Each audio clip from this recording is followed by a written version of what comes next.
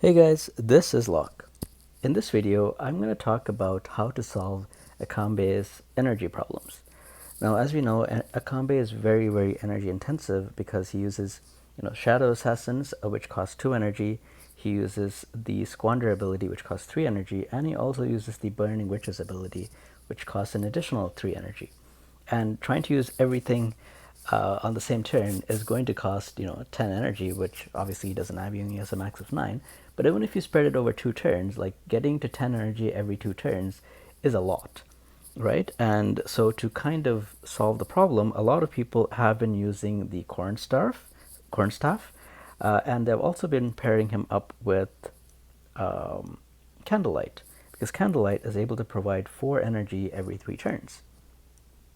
Now, I've actually figured out a different build that works so much more efficiently, and it doesn't need any of that. Like, right? I mean, the corn stuff isn't even available to people unless you pay for it, because you have to pay at least one monthly thing to be able to get it. But to be honest, Akambe works really well with just the guidance of the World Tarot. And I know a lot of people are using the Devil Tarot instead because it boosts his attack a lot. And so I will talk about the difference between that, but just hang on a minute and let's just talk about this build first. So guidance of the World Tarot, and the only thing I need with this is 1 extra energy, which you can get from a few sources. One of them is coming from your talents. The other one is coming from many different heroes. For example, Gloria, which a lot of people pulled for. Edda, Beryl. These are all powerful heroes, and they can do other things besides only providing energy, like Candlelight mostly does. So let's get into a battle, and I'll show you how this works. You are able to basically pull off his entire combo once every 3 turns with the build that I've prepared. Let's just get into a battle and we'll talk about a few things. So just bear with me as this loads, and okay. So I'm waiting for his turn to come up, sorry. I'm just gonna forward to his turn. Okay, there we go. So let's summon a ninja and then we can talk about it. Okay, I know they're called an assassin, but I like calling them ninja better. But anyway, so this ninja has 2 skills. The first skill is his assisting attack, which he only does 35% of magical damage, but his biggest source of damage comes from the AoE Warple Blade.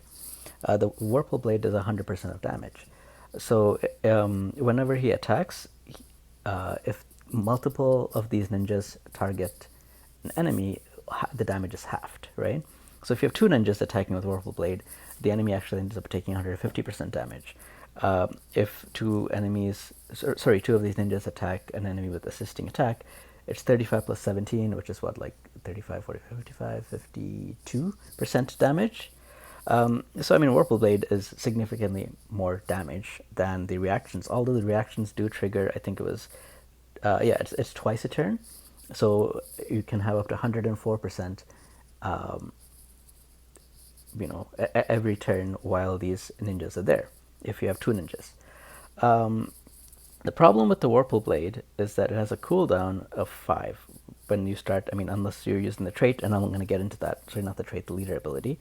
It starts off with a cooldown of 5 at 1 star. We're just going to talk about a 1 star right now, because when it gets to 3 or 5 stars, this is all going to change. But a lot of people, unless you're like a mega whale, have him just at the 1st star. So at the 1st star, you have this at 5 cooldown, right? Now, the way that I've built him right now, you're actually able to pull off his entire combo every 3 turns, including using Warple Blade every 3 turns as well. You don't even have to wait for 3 turns to start this off. You only need to wait for a single turn. On turn 2, you're able to start this off, provided that you have 1 energy, which I'm going to show you how to get. And, well, I mean, you already know how to get it. You can use the Urgent Order, or you can use any of the other heroes that's able to give you 1 energy. But let's just go through the fight. Let's go through how this whole thing works, and I will show you. So the first turn, everyone is getting ready. Nothing kind of happens, and on the second turn is where the fight starts. So I'm going to do that to make Edda give him an energy one turn before Akambe is able to use this combo. So there we have him. Now he has 7 energy, which is what you need for this combo that I have. I'm going to talk about in a little bit why I'm also using this leader ability instead of his ultimate. So let's see. So he can summon 2 of these ninjas right now. And then he also has enough energy left over to use the Squander ability. A lot of times you will use this one, which I think is really, really powerful, especially for PvP. But against like certain bosses or something, especially if they already have a different source of def down, you might instead use this one, which I think is also really good, especially as it gives attack 4 to your ninjas. But anyway, I'm going to use this for this demonstration. And he uses that, and then you're able to use Whirlpool Blade, which will do a lot of damage. Okay, so now I'm just gonna not do anything for 2 turns just to show you how this works. And also, I'm gonna, after the next turn, I'm gonna show you something as well. Now, both of his ninjas died, right? And typically, he would need to wait for 2 whole turns before he can use another ninja, but just check this out. After 1 turn, if he really needs to, he is able to use his ninja already because of the the guidance of the World Tarot. So that was the second turn that he waited. So the next turn he can pull off this combo again, which we will see.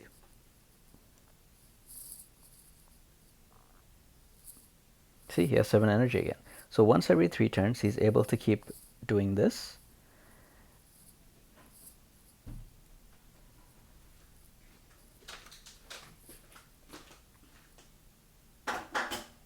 This is all. Well, these are all. So am I gonna? Okay, so before I cast the Whirlpool Blade skill, I want you to pay attention to this ninja. Now, a lot of people have been using his ultimate, which I think makes sense because his ultimate is really, really strong.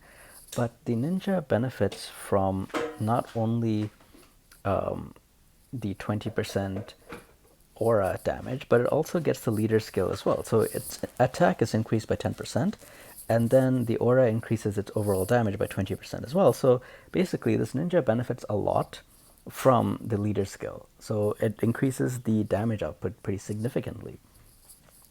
And because of how, this is basically working as a well-oiled machine. Every 3 turns, he's able to pull off his entire combo, do a lot of damage, keep the ninjas on the field, so that any other heroes that attack, these ninjas will do assisting attack.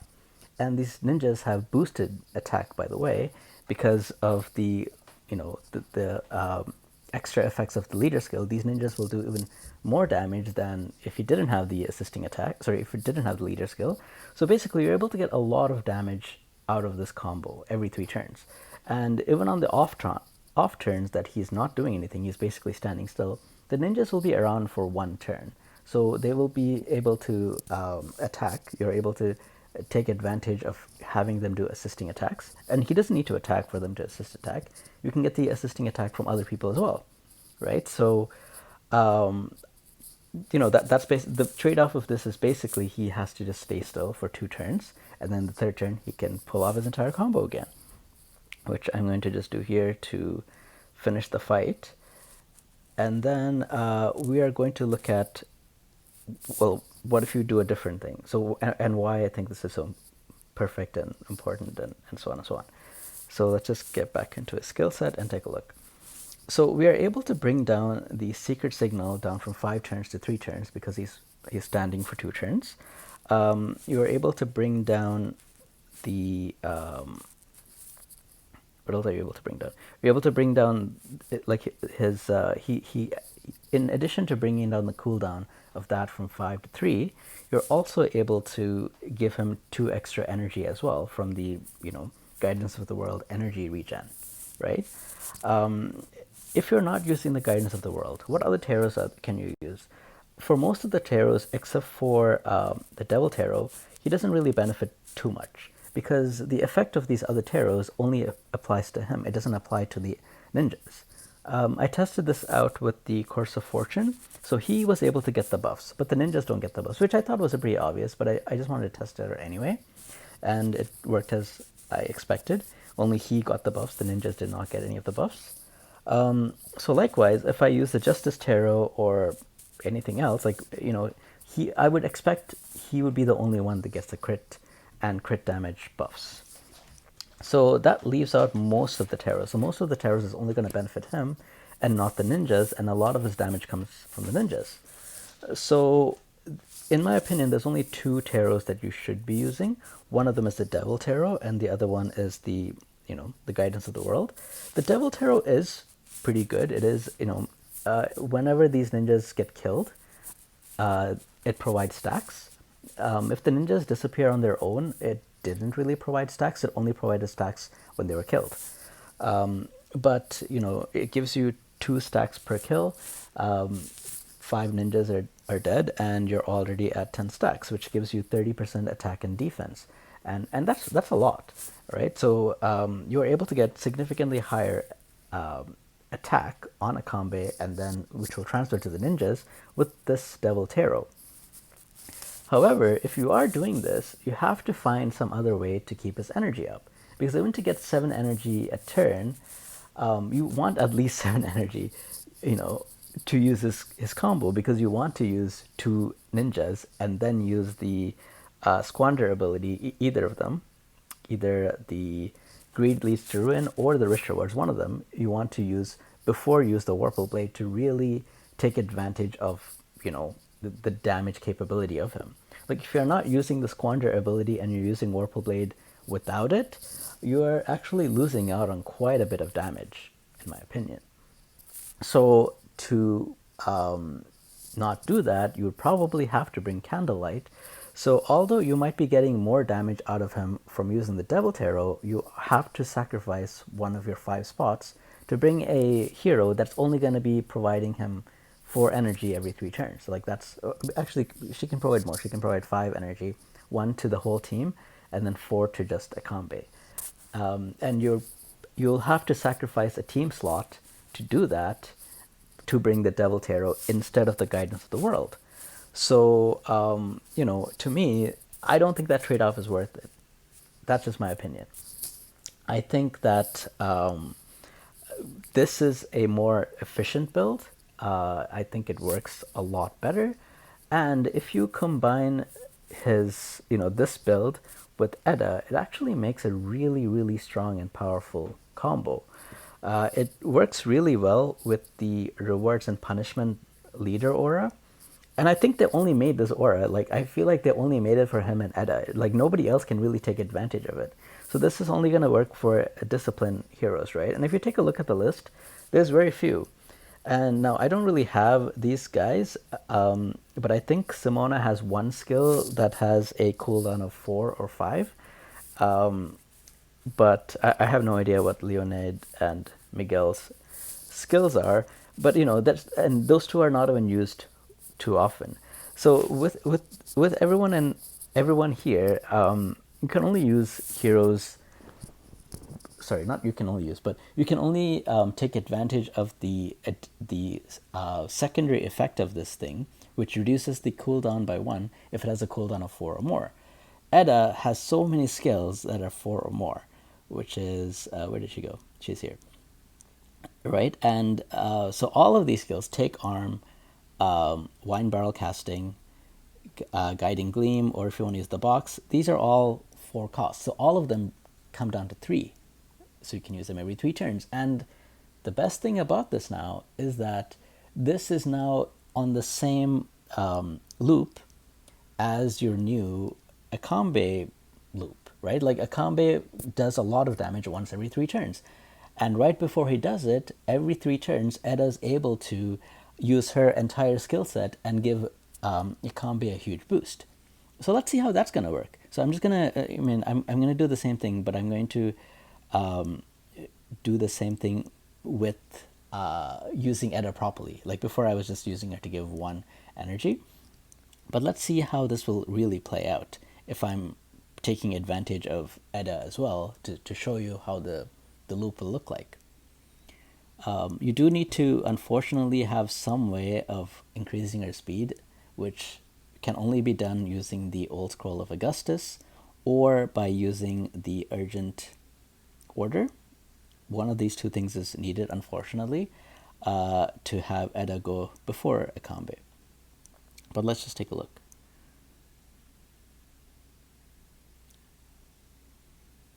Okay, so the first turn, as I said, nothing happens.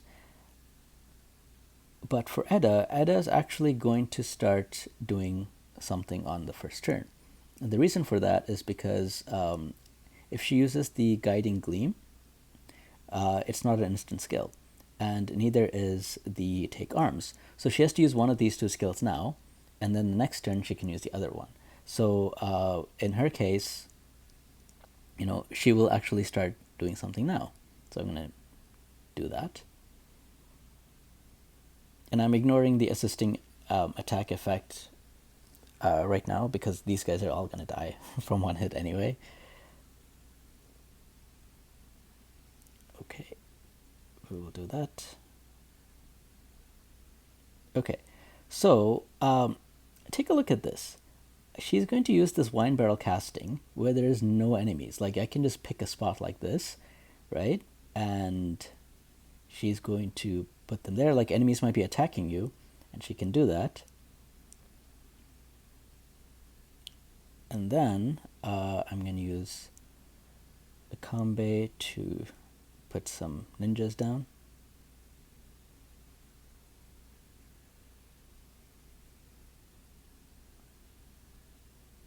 And then with his ridiculous range on the skill, he's able to bring everybody into the range of that. And if you take a look now, these guys have the liquor debuff, right? Like, they don't have to go and wait a turn. When they're pulled in, they automatically get the debuff of the liquor.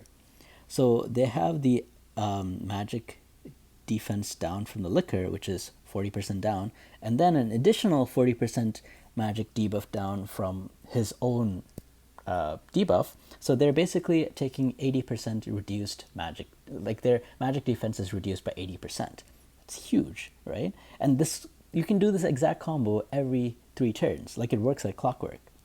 Okay, so now if he does this, basically, I mean, they're going to do a huge amount of damage, right?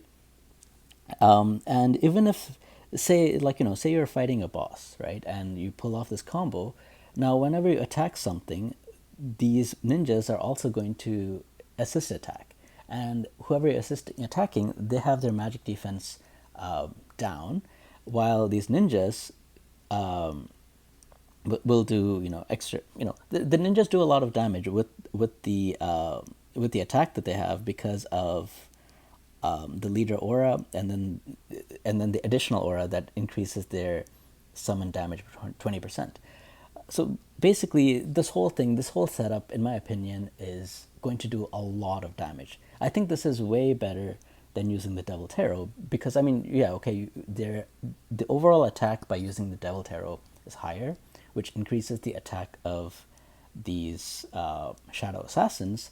But I think this setup, and being able to cycle everything once every 3 turns and not having to bring a hero like Candlelight, whose only job is to give you energy, but you're able to bring other heroes that's able to do a lot of other things together, I think this is just going to work so much better, and overall your team is just going to be a lot stronger. If you didn't have Edda, as I said, you can use this urgent order. Mine is maxed, that's the reason why it's giving me 2 energy. You can use this once every turn, but at lower levels it'll give you 1 energy when you use it instead of 2. And yeah, I mean, and that's it. That's the combo, and I think this is really powerful. I feel like he's, especially for like live PvP when you're manually playing and not auto, I think he's a bit, in my opinion, a little bit too overpowered. I don't know if I'm going to make another video about that or not, but he just seems insane. And there's only one thing, in my opinion, that's a little bit too crazy with him, and that's this skill, the Greed Leads to Ruin. Maybe I'll talk about it later. I mean, I have to test more to see if it's really a problem. Right now, it feels a little bit too overpowered, in my opinion. And I mean, I've done so many reviews on so many other heroes. I've never said someone's overpowered. I said Cocoa, like I said good things about Cocoa, and then I came back and said I underestimated Cocoa. She's even better, but I still didn't think Cocoa was overpowered. Kambe, for live PvP, he might be, in my opinion. But anyway, we'll talk about that some other time. That's it. That's the build. That's the idea. I think this is how I'm gonna run him. Like I've seen the benefits of Devil Tarot, but I think this setup just gives him, I think it just works so much better for him. So this is what I'm gonna be running, and let me know what you guys think.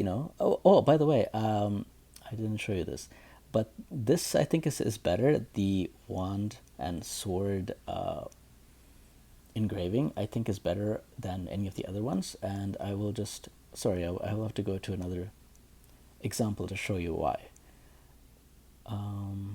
Go to the same one. I mean, I can just explain it, but I want to actually show you to so that I'm not just saying stuff, but I've tested it out and I wanted to try to quickly show you. So let's move this guy over here.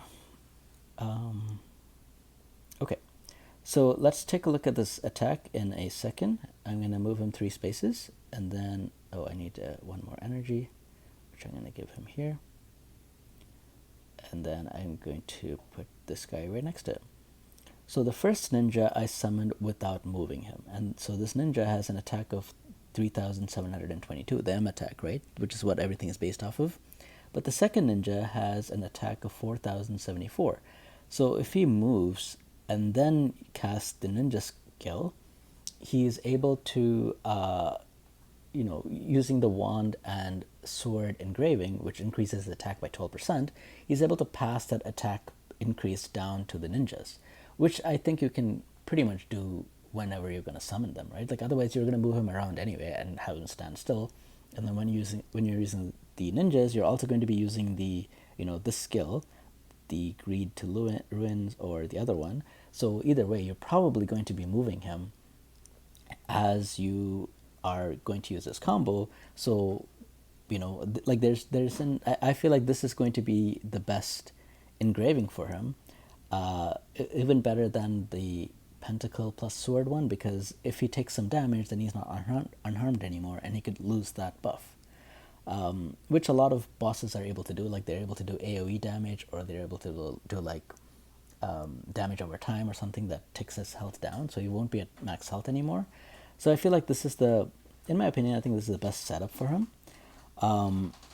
I also have this hat, but I don't think it's needed anymore. This hat is good if you are using this Burning Riches instead, because the Burning Riches reduces, it gives you a debuff that does not allow him to restore any energy. This fancy hat is able to give you immunity to that. So it's good for that, but now that I'm not using that skill anymore, I don't actually need the fancy hat anymore. I can get something better, which I haven't decided on. But everything else about the build I think is probably one of the best builds that you can do, in my opinion. The only thing that I have not tested out is the skeleton staff, because I think everyone that got them like dismantled them, and I don't have any more left because I dismantled every single one of them because it was like the terriblest thing I've ever heard of.